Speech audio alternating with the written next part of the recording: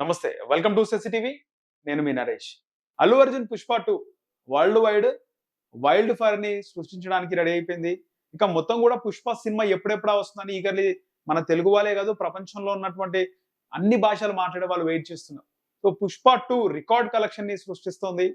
ఇక 'Pushpa' already censor report కూడా వచ్చింది. దాదాపు 2000 కోట్లు దాటుతుందనే అంచనా నేపథ్యంలో 'పుష్ప 2' రిలీజ్‌కి ముందు అల్లు అర్జున్‌పై కేసు నమోదైంది.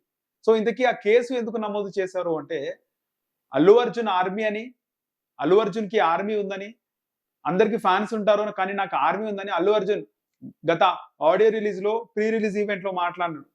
సో అల్లు అర్జున్‌కి ఆర్మీ ఉండడం ఏంది? తన ఫ్యాన్స్‌ని ఆర్మీ పేరుతో పిలవడం ఏంది అని చెప్పేసి కొంతమంది అల్లు అర్జున్ పైన కేసు పెట్టారు.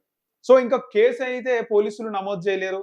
కానీ అల్లు అర్జున్ ఫ్యాన్ బేస్ ఉండొచ్చు, ఫ్యాన్స్ అసోసియేషన్స్ అని పెట్టుకోవచ్చు కానీ ఆర్మీ ఏంది? ఒక భారతదేశ రక్షణ సైన్యం ఆర్మీ అంటే, అలాంటి ఆర్మీ ఒక హీరో ఫ్యాన్స్‌కి పెట్టుకోవడం ఏంది? అని చెప్పేసి కేసు పెట్టినారు. సో అల్లు అర్జున్ పై కేసు అనే మనం విజువల్స్ చూస్తున్నాము. అల్లు అర్జున్ పైన కేసు అయింది అని చెప్పేసి మనం మాట్లాడుకుంటున్నాం. ఒకసారి ఈ ఆర్మీ అనేది కేవలం అల్లు అర్జున్‌కే ఉందా? అల్లు అర్జున్ ఆర్మీ అని కేవలం అల్లు అర్జున్ ఫ్యాన్స్‌ని ఉద్దేశించే ఉందా అంటే, ఈ ఆర్మీ అనేది చాలా మంది పెట్టుకున్నారు.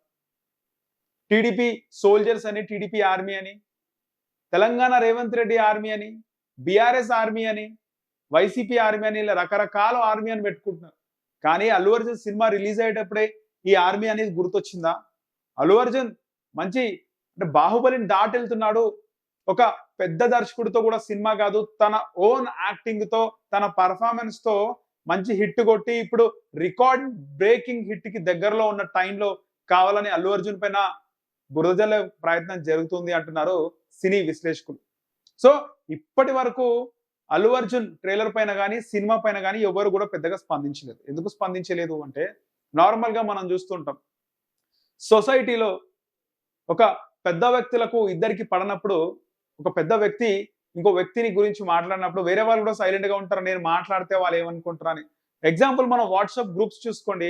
వాట్సాప్ గ్రూప్స్‌లో ఎవరైనా బర్త్‌డే విషెస్, ఏదైనా బర్త్‌డే అని పెట్టినప్పుడు చాలా మంది వాళ్ళకి పర్సనల్‌గా మెసేజ్ పెడుతుంటారు.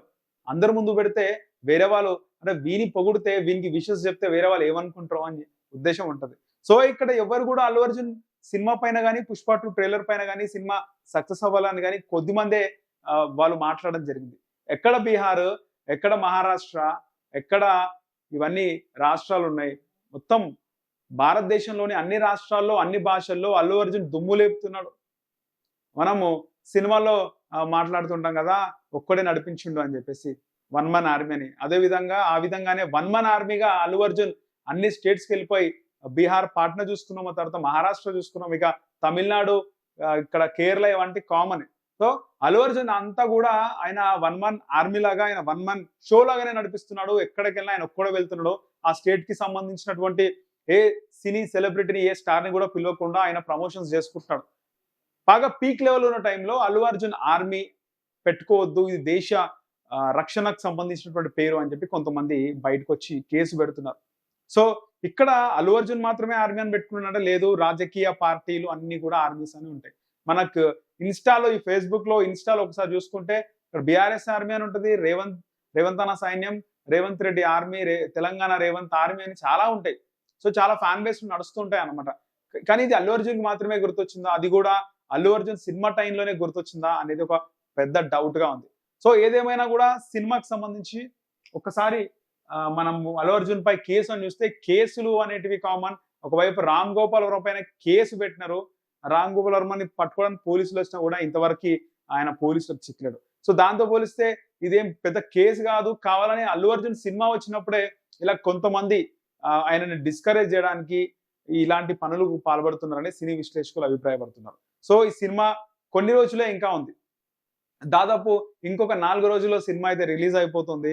సో ఈ టైంలో అల్లు అర్జున్‌కి చిక్కులు అనుకున్నాము. కానీ ఒకటి మెయిన్‌గా ఏందంటే అల్లు అర్జున్ ఇక్కడ హైదరాబాద్‌లో ఏర్పాటు చేసే ప్రీ రిలీజ్ ఈవెంట్ ఎలా ఉంటది అనేది చాలా మంది ఈగర్‌గా వెయిట్ చేస్తున్నారు.